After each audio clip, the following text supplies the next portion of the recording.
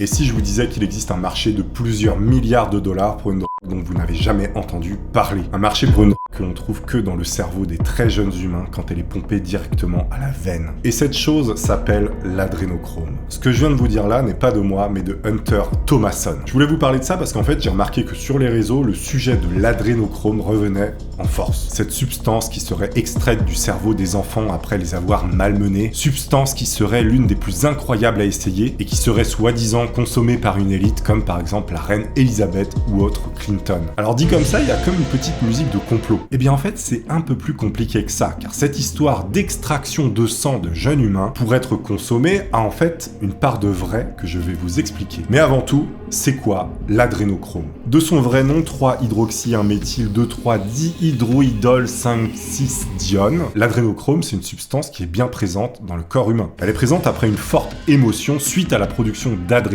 qui va finir par s'oxyder et former de l'adrénochrome dans le système sanguin des personnes qui ont été apeurées. On n'a pas vraiment encore étudié de manière sérieuse les effets de cette substance, qui est une substance secondaire suite à la dégradation de l'adrénaline dans le sang. On ne sait pas encore exactement quel rôle elle a. Et d'ailleurs, sur un site où des gens expérimentent des substances et racontent leur trip ou parfois leur bad trip, il existe justement des récits de personnes qui ont vraiment testé l'adrénochrome. Cette substance qui, soi-disant, est extraite du cerveau des jeunes enfants après les avoir malmenés. Comme par exemple sur cette page que vous voyez, publiée le 31 octobre 2007. Et en fait, cette personne-là avait probablement entendu parler de cette phrase que j'ai citée en tout début de vidéo, cette phrase qui parle de l'adénochrome, et il a décidé de tester sur lui 1 centilitre de cette potion magique. Il raconte, je cite, « Après avoir pris l'adénochrome, en quelques secondes, mon cœur battait la chamade. Je transpirais abondamment et un mal de tête qui aurait pu faire tomber un éléphant est apparu. Pendant les 7 jours suivants, j'ai reçu des épisodes périodiques des mêmes maux de tête abominables. » Et à la fin, il écrit « Je ne recommande pas. » Il y a un autre topic qui s'appelle « Tuer le mythe » qui parle aussi d'adénochrome, de personnes qui en ont prise. Eh bien, ça contient un récit à peu près identique dans le sens où il explique que la consommation de l'adrénochrome ne lui a rien fait. Bon, évidemment, cette histoire d'adénochrome a fait fantasmer Internet. Cette soi-disant substance qu'on vient extraire d'enfants qu'on aurait... Enfin, vous imaginez, tout de suite, ça fait une histoire incroyable. Non, parce que, regardez ici, je peux en acheter pour 50 $ sans aucun problème. Donc là, déjà, on peut voir que ça peut être synthétisé en laboratoire. Un mythe s'effondre, on va voir. Laissez-moi vous parler du sponsor de cette vidéo. Vous connaissez Gérard Depardieu? Je suis Gérard Depardieu, j'aime manger. Eh bien moi, je suis Toony, et j'aime manger aussi. Sauf que je suis plutôt mauvais pour renouveler ce que je mange, j'ai tendance à manger tout le temps la même chose. Eh bien, figurez-vous que HelloFresh le fait pour vous. C'est-à-dire que HelloFresh va élaborer des menus toutes les semaines. Vous pourrez sélectionner parmi plusieurs menus ceux que vous voulez. Moi par exemple, j'adore manger toutes les cuisines du monde, vous savez, le japonais, le chinois, tout ça. Eh bien HelloFresh le propose. Du grec au japonais, etc. Mais aussi de la cuisine classique ou même végétarienne. Ou même flexitarienne. C'est le futur HelloFresh, les amis. Non, sérieux, le truc est vachement bien. Du coup, vous êtes comme ça sur le site, vous choisissez la quantité de repas que vous voulez et pour combien de personnes, puis ensuite vous choisissez parmi une pléthore de menus qui arrivent chez vous chaque semaine. Il ne reste plus qu'à cuisiner et suivre la recette fournie pour chaque repas, qui sont chacun pensés pour prendre quelques dizaines de minutes à faire à chaque fois. Après, ça varie selon les menus, mais c'est jamais très très long. Il n'y a pas de gigot de 8 heures qui va vous être envoyé par la poste, non. Ce serait compliqué pour vous, jeunes citadins de France et de Navarre. À noter que HelloFresh utilise un circuit court avec un bilan carbone bien inférieur à celui du système alimentaire classique. Évidemment, je vous donne un bon de réduction qui s'affichera à l'écran, qui est utilisable en cliquant dans le lien dans la description, et vous pourrez avoir jusqu'à 80 € de réduction sur les 3 premières box HelloFresh. Et je sais que parmi vous, il y a de fins gourmets qui vont apprécier. La source initiale de cette histoire d'adénochrome complètement folle, eh bien elle disait « Il n'y a qu'une seule source pour cette chose, les glandes d'adrénaline d'un corps humain vivant. Ça ne fonctionne pas si tu le récupères sur un cadavre. » Sauf qu'en fait, la source de cette histoire est complètement bidon. L'adénochrome, en fait, il vient de Las Vegas Parano. Mais si vous connaissez le film avec Johnny Depp où 2 mecs partent faire un voyage et consomment un maximum de substances, pas forcément très légales. Eh bien le film absolument génial que vous avez probablement vu, eh bien justement c'est une adaptation d'un roman du même nom de Hunter Thompson, qu'on a vu au début. Et la phrase que j'ai citée au tout début, elle se trouve dans ce roman de Las Vegas Parano. Et justement, dans le roman de Las Vegas Parano sorti en 1972, les 2 personnages chopent de l'adénochrome à un vieux mec satanique complètement fou, qui aurait eu justement cette substance en l'ayant extraite d'enfants après avoir fait des choses horribles. Évidemment, tout ceci est un roman, et je rappelle qu'un roman, c'est une fiction. Donc en fait, tout ce mythe autour de l'adénochrome, il vient du livre Las Vegas Parano, c'est-à-dire que tout ça n'existe pas. Personne ne ponctionne de l'adénochrome dans le sang des enfants dans le cerveau. Non. En fait, derrière cette histoire rocambolesque et digne des plus sordides légendes d'Internet, il existe cependant une alternative bien réelle dont je vais vous parler. Concernant la consommation, si je puis dire, de sang de jeunes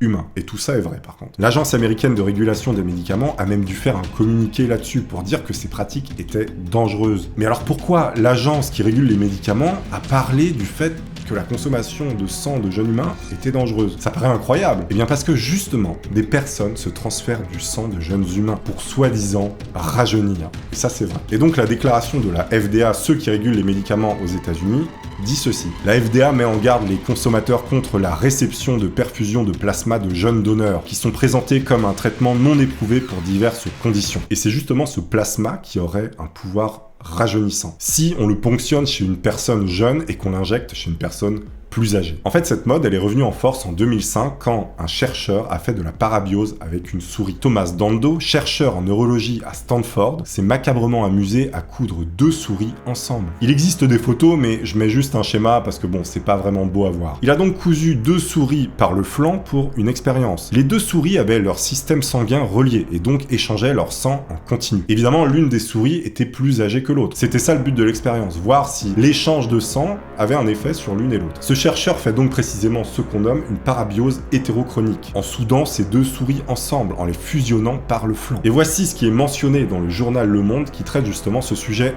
complètement fou. Après plusieurs semaines de partage des circulations sanguines, les cellules déclinantes des muscles et du foie de la souris âgée, au contact du sang de la souris jeune, retrouvaient une certaine jeunesse. Cette nouvelle vigueur était due aux cellules souches présentes dans les tissus. Le sang de l'animal jeune réactive les capacités de régénération des cellules souches de l'animal âgé. Donc là, c'est une explication de Hugo Agulianu, travaille à l'école normale supérieure du CNRS de Lyon, et donc il explique: des cellules souches âgées placées dans un environnement jeune ou exposées à du sérum issu d'animaux jeunes retrouvent des caractéristiques de cellules plus jeunes. Cela suggère qu'il est possible d'améliorer certains signes du déclin liés à l'âge. Donc là, on se dit, on a trouvé l'élixir de jouvence, et évidemment, aux États-Unis, il y a beaucoup plus de liberté en termes de médecine. Bref, ensuite on pensait avoir trouvé pourquoi cela fonctionnait, pourquoi les souris rajeunissaient, et que visiblement c'était le même mécanisme chez les humains, lié notamment à l'apport ou le retrait de la protéine CDF11 dans le sang. Sauf que là, il y a 2 gros laboratoires qui vont pas être d'accord après avoir fait les tests. En fait, ils vont avoir des résultats complètement opposés, l'un disant que cette protéine augmente le vieillissement, et l'autre qu'elle le ralentit. En fait, ça devient confus. Mais dans tous les cas, la vieille souris qui avait été greffée à une jeune avait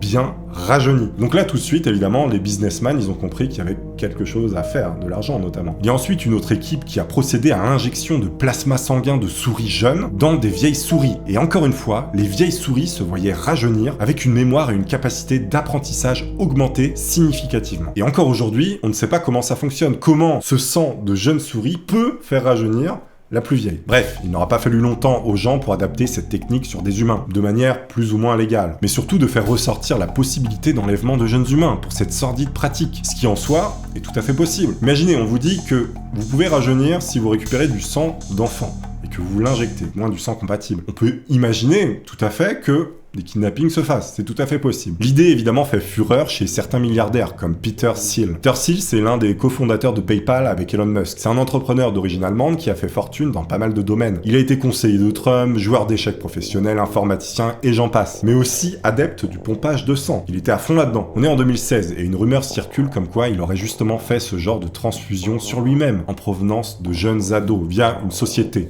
qui se nomme Ambrosia, qui est basée aux États-Unis en Californie. Société qui proposait d'ailleurs pour $8 000 le litre de sang, issu de jeunes humains. Ça fait un petit peu froid dans le dos. D'où vient ce sang? Probablement de donneurs. Mais on sait pas. Cette société se fait finalement fermer par l'agence de santé américaine, puis réouvre sous le nom de Ivy Plasma en Floride. Et elle continue de proposer ses services, c'est-à-dire de la transplantation de sang de jeunes humains. Vous toquiez à la porte, vous demandiez une injection, si vous aviez l'argent, et on vous mettait du sang de jeunes. Est-ce que c'est pas incroyable? C'est pas en France que vous verrez ça, je pense. Visiblement, le business de Jesse Karmazin, qui avait créé cette société, était légal. La FDA considérait ça non illégal, car on transplantait bien du sang à des personnes accidentées, ou suite à une quelconque hémorragie. Sauf qu'il était indiqué évidemment que l'injection de sang d'une jeune personne à soi-même pour rajeunir était évidemment en dehors d'une utilisation conventionnelle. Or, étiquette, comme on dit aux États-Unis. Jesse Karmazin avait même précisé que le litre de sang était vendu 8 000 $. Si vous preniez 2 litres, ça passait à 12 000 $. C'est-à-dire qu'on est vraiment sur un prix dégressif au litre de sang d'enfant. On est sur 3 croissants aux amandes au prix de 2. Mais vous avez aussi des recherches très sérieuses sur la parabiose, parce que tout ça, ça peut prêter à confusion, ces histoires de transplantation de sang pour rajeunir, qui ont bel et bien existé, c'est des vraies sociétés. Eh bien, il y a eu des véritables recherches très sérieuses, parce que le sujet est hyper intéressant. Par exemple, le directeur du Centre de recherche de maladies d'Alzheimer de la faculté de médecine de l'université de Stanford, lui, il a créé une entreprise nommée Alkaes. Elle utilise également ce transfert de sang jeune, mais dans un but thérapeutique, pour limiter par exemple les effets de certaines maladies, et non pour un juteux business sur un soi-disant élixir de jouvence. Ce fantasme vampirique qui a bel et bien existé alimente, même encore aujourd'hui, plein d'histoires. Évidemment, le sang depuis toujours est quelque chose de très symbolique chez l'homme. Mais alors concernant la théorie comme quoi des enfants sont enlevés dans ce but, c'est-à-dire leur prendre leur sang pour l'injecter à des vieux afin qu'ils rajeunissent, est-ce que c'est possible? Eh bien oui, c'est pas impossible, sauf qu'il n'y a aucune preuve. L'affaire a fait tellement de bruit à l'époque que cela a pu donner des idées à des gens peu scrupuleux et avec beaucoup d'argent qui étaient en recherche d'une jeunesse éternelle, avec évidemment des moyens conséquents. Donc en fait, c'est carrément pas impossible, mais il n'y a pas de cas concret. Après, vu tout ce qui se passe dans le monde, je serais même pas étonné qu'on trouve au moins un cas là-dessus. Peut-être que bientôt nous trouverons des fermes avec des jeunes humains perfusés qui donneront leur sang pour payer leurs études et faire vivre plus longtemps les générations précédentes. Mais on n'en est pas là, fort heureusement. En 1920, vous avez le médecin Alexander Bogdanov. Alors rien à voir avec les frères Bogdanov, c'est le même nom, mais bon. C'était un passionné du sang, un spécialiste dans la recherche sanguine. Il s'injectait littéralement des litres de sang jeune sur de très longues périodes. Vous voyez, cette idée, elle date pas d'hier, ça a plus de 100 ans. Il note que sa calvitie ralentit après les injections et que sa vision s'améliore. Il n'a même plus besoin de lunettes. Il y a même un ami à lui qui notifie que Alexander semble avoir rajeuni de 10 ans grâce à ses transfusion. Sauf qu'un jour, ça va mal tourner littéralement. En fait, il va se transplanter du sang d'un étudiant qui a la malaria et la tuberculose. Aïe. Bon, à partir de là, il va commencer à agoniser pendant une quinzaine de jours, sauf qu'il va tout notifier, tout ce qu'il avait, tous les effets, tel le bon scientifique qu'il est. Mais bon, il va finir par mourir à cause de cette erreur fatale. En tout cas, affaire à suivre, et peut-être qu'un jour, on aura tous 20 ans de manière éternelle. Ça fera quand même un petit peu bizarre d'avoir le même âge que ses enfants et que ses parents. Merci à tous et à bientôt. Je vous attends dans l'espace commentaire, évidemment, pour recevoir vos théories. Au revoir.